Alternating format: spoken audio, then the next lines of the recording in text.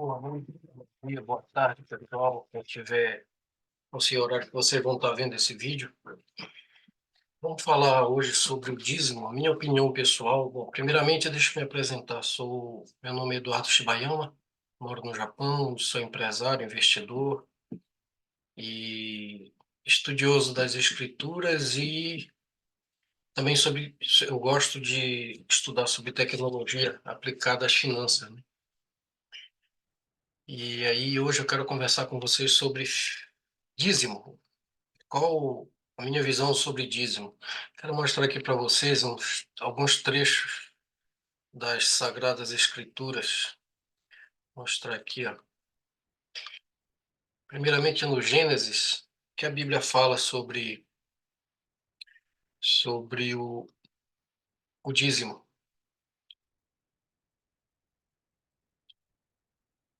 E Melquisedeque, Gênesis 14, 18 a 20, né? Gênesis capítulo 14, 18 a 20 diz assim: E Melquisedeque, rei de Salém, trouxe pão e vinho, e era este sacerdote do Deus Altíssimo. E abençoou e disse: Bendito seja Abrão pelo Deus Altíssimo, o possuidor dos céus e da terra. E bendito seja o Deus Altíssimo, que entregou os teus inimigos nas tuas mãos. E Abrão deu-lhe o dízimo de tudo. Esse personagem aqui chamado Melquisedeque, ele é um personagem enigmático. Alguns teólogos, eles dizem que Melquisedeque era o próprio Jesus Cristo, né? Porque Melquisedeque não é citado em nenhum outro trecho da Bíblia, não diz a sua origem, nem a sua descendência, mas diz que ele era rei de Salém. Salém que depois veio se tornar Jerusalém, né? Onde é Jerusalém hoje. Que quer dizer também rei da paz. Então, tem essa vertente que acredita que se tratava do próprio Jesus Cristo, né? Aí a gente vai ver aqui e que Abraão deu-lhe o dízimo voluntariamente, né? Abraão deu-lhe o dízimo de tudo. Não diz aqui em que Abraão ele não tinha obrigação de dar, mas ele deu voluntariamente. Então aqui foi a primeira citação de Gênesis de dízimo na Bíblia. E aqui a gente vai ver no mesmo livro de Gênesis, em Gênesis 28, de 20 a 22. E Jacó fez um voto dizendo: Se Deus for comigo e me guardar nesta viagem que faço, e me der pão para comer e vestes para vestir, e eu em paz tornar a casa de meu pai, o Senhor me será por Deus.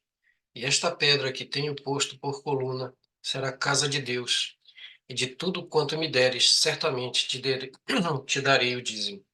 Aqui já é Jacó, é o neto de Abraão, né, que estava aqui no Gênesis 14, de 18 a 28.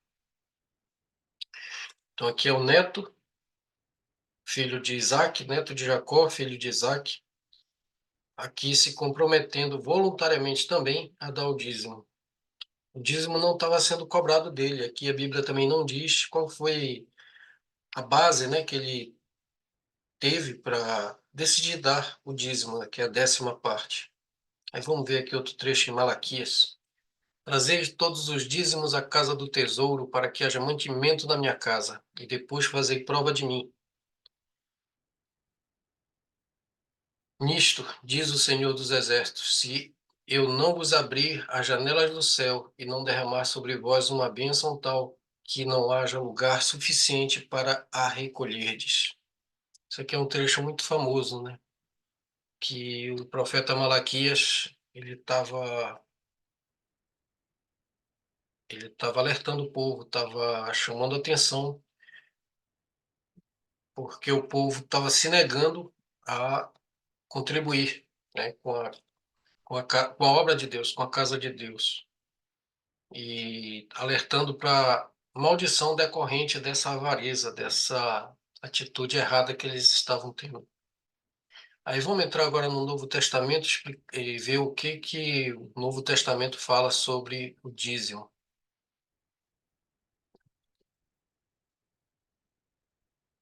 Bom, é, Jesus Cristo, né? Ele se dirigindo aos escribas e fariseus, ele diz assim: ai de vós, escribas e fariseus hipócritas, é, hipócritas, pois que percorreis o mar e a terra para fazer um prosélito, e depois de o ter desfeito, fazeis filho do inferno 2 vezes mais do que vós. Deixa eu ver aqui onde é que está o. Ah, tá, desculpe aqui, 23.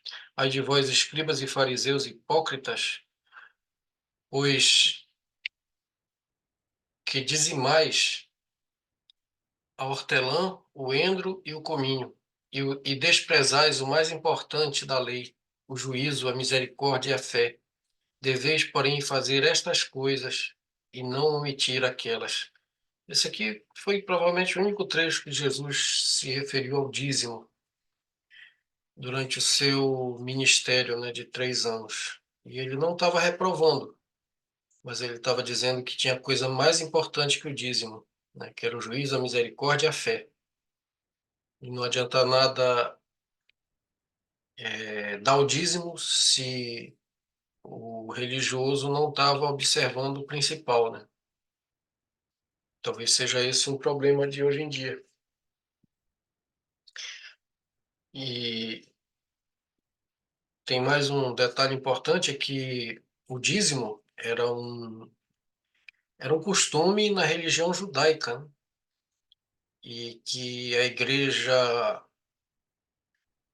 neotestamentária adotou, mas não que isso tivesse um amparo no Novo Testamento, né? Que o Novo Testamento não dá uma, uma ordenança para que o dízimo seja uma doutrina, né, a ser adotada pela igreja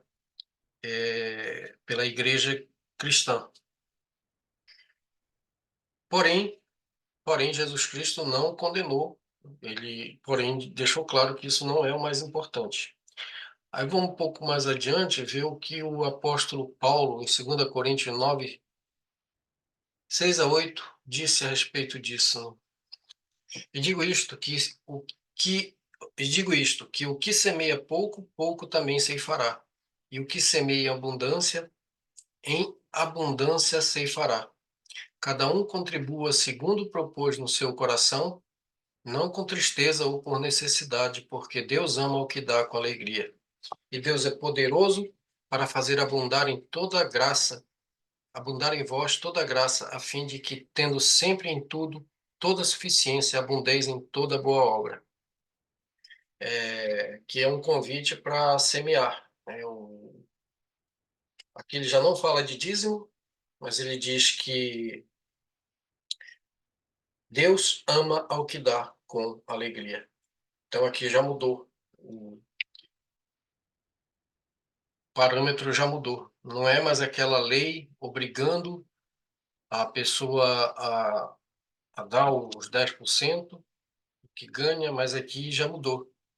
Cada um contribua segundo propôs no seu coração, não com tristeza ou por necessidade, porque Deus ama o que dá com alegria. Não adianta nada.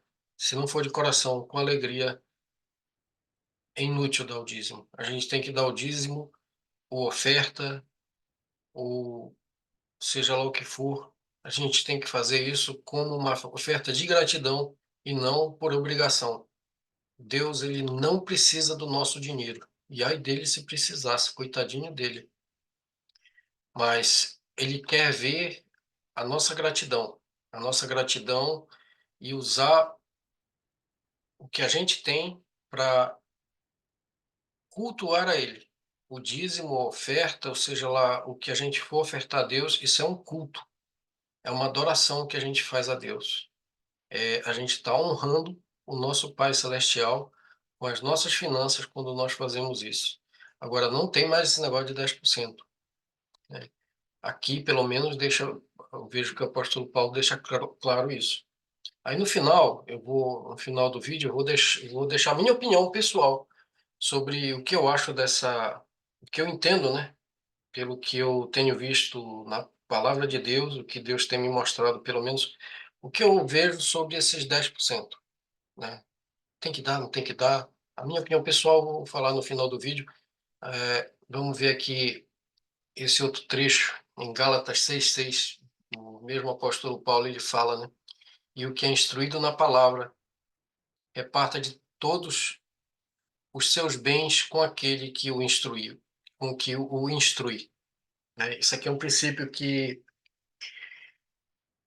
envolve honra, princípio de honra, né? E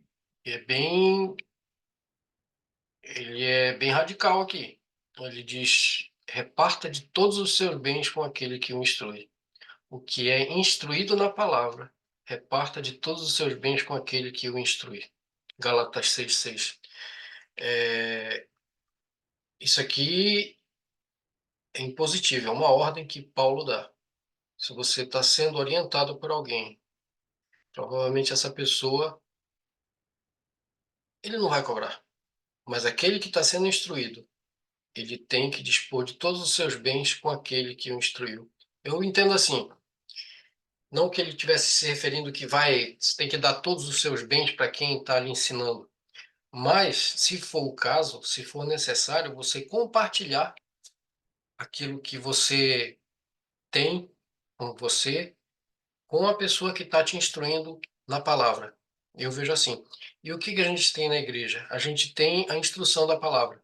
Geralmente, ou é um professor de escola dominical, ou é um pastor, ou é um evangelista, né? Então, essas pessoas, a gente tem que ter um cuidado e um carinho muito grande, porque eles se ocupam em nos instruir na palavra. Tem exceções, tem pastores que são totalmente heréticos, e eu já vi muitos, né? Infelizmente, tem, que não tem nenhum preparo para dar a palavra. É, Infelizmente, a gente encontra isso. Então, se a gente vê que é um caso desse, na verdade, a gente tem que se afastar. Nem contribuir, nem incentivar e se afastar, porque ali é um caminho que não vai dar bem, né? Mas se é um local, é uma igreja, ou uma célula, onde há instrução da palavra, então sim, aqui o apóstolo Paulo, ele ordena, né, que a gente reparta os nossos bens com a pessoa que está nos instruindo, seja ele quem for, que está nos instruindo na palavra, né? Bom, pessoal, aí, qual é a conclusão que eu cheguei em relação ao dízimo? Eu, eu concordo com o apóstolo Paulo, que quando ele diz que cada um contribua segundo propôs no seu coração, não com tristeza ou por necessidade, porque Deus ama ao que dá com alegria. O dízimo era uma ordenança que está lá em Malaquias 3:10, mas era uma ordenança para um povo específico, para uma religião específica. A religião que Deus permitiu e que Deus instituiu para o bem do povo, que foi a religião judaica, né? Então, o dízimo é um preceito judaico. E naquele tempo prevalecia o escambo, né? Então, era 10% da produção agrícola ou da produção agropecuária, não necessariamente do dinheiro. E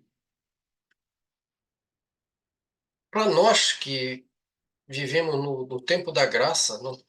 Quando nós já conhecemos a Jesus Cristo, que fez a nossa ligação com o nosso Pai Celestial através do seu sacrifício na cruz, ele nos libertou dessas regras da lei, mas não para que a gente descumprisse essas regras, mas para que a gente entendesse que toda essa lei agora, ela automaticamente iria fazer parte da nossa vida, da nossa consciência, porque o Espírito Santo ele orienta a gente, ele constrange a gente, ele convence a gente daquilo que a gente deve, daquilo que a gente não deve fazer.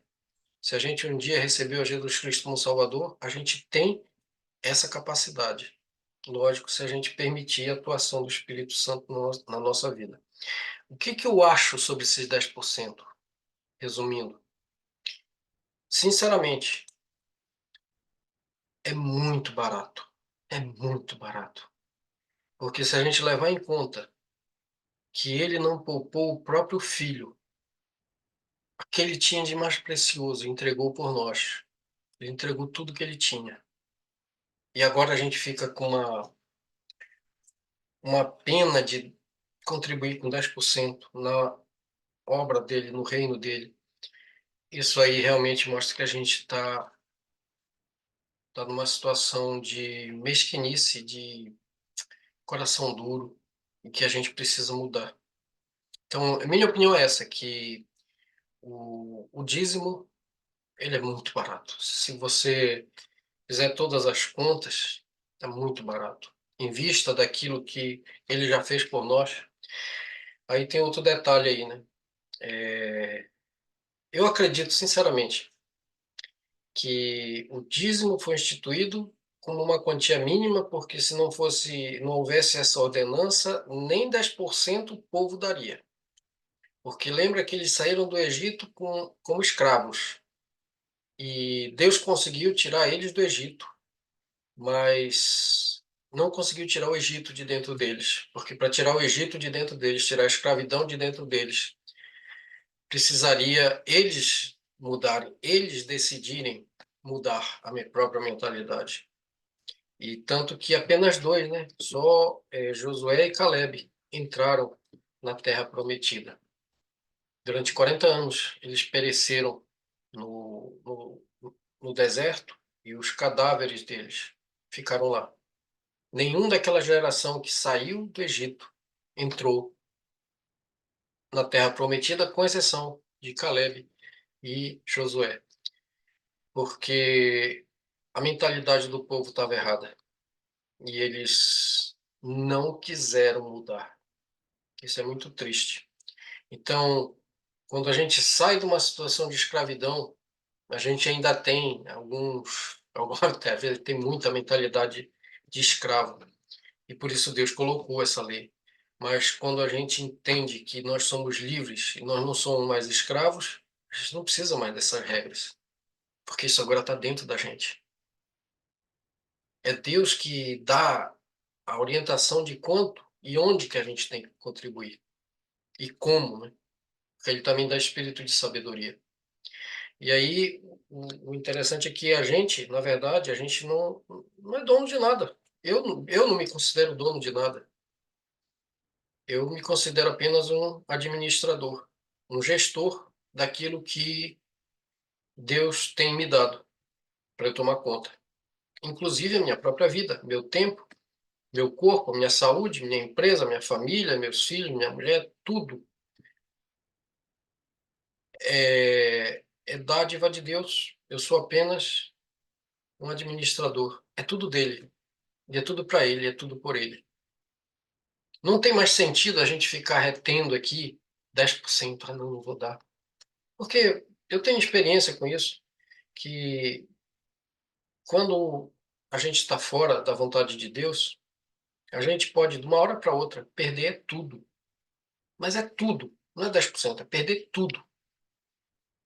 E quando a gente está entendendo o caminho da verdade, a gente pode não só desfrutar a vida, mas a gente pode receber muito mais do que os 90% que a gente imagina, né, que é nosso. E esse é o grande escândalo que Jesus Cristo veio trazer com a mensagem do reino, é que agora não é mais 10% para Deus e 90% para mim. Agora é 100% dele. Na verdade, sempre foi. Sempre foi. Não há nada que o homem tenha que não tenha sido dado por Deus. Nada. E ele quer que a gente faça uso, bom uso dos recursos que ele dá, inclusive dos recursos financeiros. E uma das coisas que ele quer que a gente faça é desfrutar, usar desses recursos para desfrutar da vida que ele dá para a gente. Porque o dinheiro é importante, sim, para a gente desfrutar. Então, essa é a minha visão sobre o dízimo, tá bom? E a gente vai ficando por aqui. Um grande abraço, a gente se encontra aí na próxima oportunidade. Até mais, pessoal.